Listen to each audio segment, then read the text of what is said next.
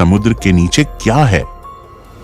दोस्तों, आपके सामने दो पिक्चर हैं, जहां एक तरफ हमने अंतरिक्ष की गहराई में 93 अरब प्रकाश वर्ष तक गोता लगा लिया है, लेकिन वहीं पृथ्वी पर मौजूद समंदर की गहराई में हम आज भी नहीं जा पाए हैं। आखिर क्या है समुद्र की मिस्ट्री? ऐसा क्यों है कि हम मंगल की जमीन के बारे में ज्यादा जानते हैं और समुद्र को सिर्फ 5% ही जान पाए हैं? हम आज सूरज को छू पा रहे हैं, लेकिन समंदर के अंदर नहीं जा पा रहे। ये सवाल समुद्र को काफी रहस्यमयी बनाते हैं। समंदर की दुनिया में कौन से राज दफन हैं, जिन तक हम नहीं पहुंच पाए हैं? समुद्र कितना गहरा है? समुद्र का अंत कहां होता है? और सबसे इम्पोर्टेंट सवाल, आखिर समुद्र के नीचे क्या है? जानने के लिए चलते हैं समंदर की दुनिया की एक सैर पर। समुद्री सतह से 40 मीटर नीचे तक की गहराई तक स्कूबा डाइवर्स को जाना अलाउ होता है और इसके आगे 100 मीटर तक की गहराई तक डीप सी डाइवर्स गोता लगा सकते हैं। लेकिन इस गहराई पर पानी का प्रेशर बढ़ जाता है। अगर सावधानी ना बरती जाए तो शरीर के अलग अलग हिस्सों पर चोट आ सकती है। लेकिन इसके बाद भी हर्बर्ट निच ने 214 मीटर की गहराई तक डाइव करके वर्ल्ड रिकॉर्ड कायम किया था और हर्बर्ट ने ये रिकॉर्ड सिर्फ एक सांस में कायम किया। समुद्र में और नीचे जाने पर 332 मीटर की गहराई तक स्कूबा डाइविंग का वर्ल्ड रिकॉर्ड मौजूद है, जो इजिप्ट से ताल्लुक रखने वाले अहमद गबर ने बनाया था। यहाँ से 443 मीटर की गहराई समुद्र सतह से इतनी नीचे है कि यहाँ तक न्यूयॉर्क की एम्पायर स्टेट बिल्डिंग भी डूब जाएगी। इससे नीचे 500 मीटर गहराई में हमें ब्लू व्हेल देखने को मिलती है। इसका वजन 150,000 किलोग्राम होता है। समंदर में हम जैसे जैसे नीचे चलते जाते हैं, हमारे ऊपर पानी का वेट वैसे वैसे बढ़ता जाता है। इस वजह से समुद्र में आगे बढ़ना मुश्किल होता है। आगे चलते चलते समुद्र के पानी का प्रेशर इतना बढ़ जाता है कि ब्लू व्हेल भी इस गहराई से नीचे नहीं जाती। वहीं समुद्र में अमेरिकन सी वुल्फ सबमरीन भी 500 मीटर के नीचे नहीं जा सकती। इससे आगे 535 मीटर नीचे वो गहराई है जहां तक एम्परर पेंगुइन्स समुद्र में एक सांस में 20 मिनट तक गोता लगा सकती हैं। पेंगुइन्स की हड्डियां समुद्र के इस प्रेशर को झेल सकती हैं। समुद्र के नीचे इससे और आगे 830 मीटर नीचे इस गहराई तक बुर्ज खलीफा भी डूब जाएगी। इससे नीचे 1000 मीटर नीचे जाने पर स्कैरी जोन की शुरुआत होती है। यहाँ तक लाइट भी नहीं पहुँच पाती। इस स्कैरी जोन में जायंट स्क्विड भी पाए जाते हैं। इससे नीचे 1280 मीटर की गहराई पर लेदरबैक टर्टल्स पाए जाते हैं। ये काफी बड़े टर्टल्स होते हैं। इनका वजन 700 किलोग्राम होता है। समुद्र में और नीचे 2000 मीटर की गहराई पर एक रियल लाइफ एलियन पाया जाता है। ये है ब्लैक ड्रैगन फिश, जो समुद्र के अंधेरे में छुप जाती है। ये इस गहरे अंधेरे में भी आसानी से देख सकती है। इससे नीचे 2250 मीटर की गहराई पर स्पर्म व्हेल पाई जाती है और यहीं पर कोलोसल स्क्विड्स भी पाए जाते हैं। ये कोलोसल स्क्विड 14 मीटर लंबे होते हैं और इनका वजन 750 किलोग्राम होता है। इनकी एक आंख खाने की प्लेट जितनी बड़ी होती है। इनके जाल में तेज धार दांत लगे होते हैं, जिससे ये अपने शिकार को जकड़कर मार सकते हैं। दो रोड रोलर जितनी वजनी स्पर्म व्हेल और कोलोसल स्क्विड्स की समुद्र में लड़ाई होती ही रहती है। ये दोनों एक दूसरे के जानी दुश्मन हैं। इस मरी हुई स्पर्म व्हेल की बॉडी पर दिखाई देने वाले निशान एक कोलोसल स्क्विड की ही करतूत है। समुद्र में और नीचे 3800 मीटर की गहराई पर टाइटैनिक का मलबा आज भी मौजूद है।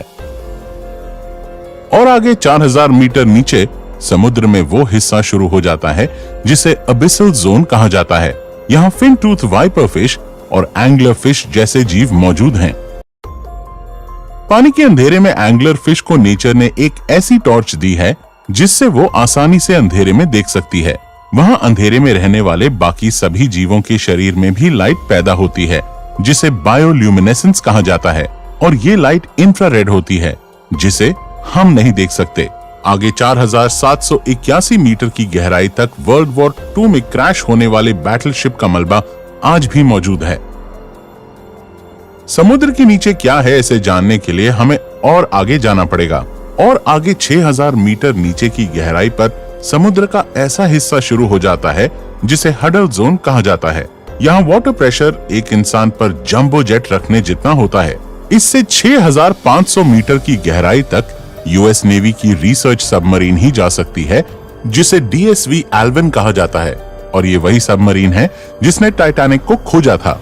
और इससे आगे 8,848 मीटर की गहराई वो पॉइंट है जहां तक माउंट एवरेस्ट भी डूब जाएगा, लेकिन इससे भी आगे जाने का रिकॉर्ड बनाया था 1960 में डॉन वॉल्श और जैक स्पिकार्ड ने। ये 10,916 मीटर की गहराई तक गए थे। इस गहराई पर सिर्फ इनकी सबमरीन की रोशनी थी, और इस रोशनी में इन्होंने एक अजीब घटना देखी, जहां कोई बहुत बड़ा जीव इनका पीछा कर रहा था। लेकिन यहाँ पानी का प्रेशर इतना ज्यादा था कि इस सबमरीन के एक हिस्से में क्रैक पड़ गया और उन्हें तुरंत ऊपर जाना पड़ा। समुद्र में और नीचे 10,972 मीटर की गहराई उतनी ही होती है जितना एक कमर्शियल प्लेन ऊपर उड़ान भरता है। समुद्र में और आगे 11,000 मीटर की गहराई पर मैरियाना ट्रेंच मौजूद है। ये समुद्र का सबसे डीपेस्ट पॉइंट है। इसे चैलेंजर डीप भी कहा जाता है। ये समुद्र में जानी गई अब तक की सबसे गहरी खाई है, और इससे आगे आज तक कोई नहीं गया। समुद्र की इस गहराई में कई भयानक राज दफन हैं।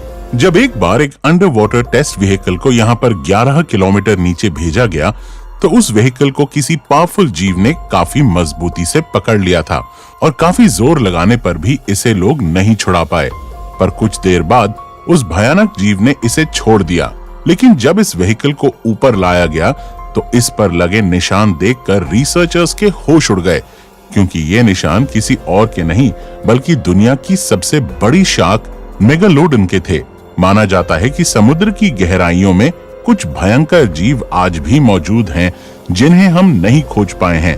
उन्हीं में से एक भयानक जीव मेगालोडन शार्क है, जो लाखों साल पहले लुप्त हो गई थी। हो सकता है कि ये शार्क आज भी यहाँ मौजूद हो। समुद्र के नीचे कई तल क्षेत्रों में अनेक जगह एक्टिव वोल्केनोज भी हैं, जिनसे लावा निकलता रहता है। ऐसे गर्म इलाकों में भी कई बार कुछ शार्क्स को देखा गया है, और ये वैज्ञानिकों के लिए भी एक रहस्य है कि लावा उगलने वाले डीप सी वोल्केनोज के पास कुछ शार्क्स कैसे जिंदा रह सकती हैं। हम समुद्र में नीचे मैरियाना ट्रेंच में पहुंच चुके हैं।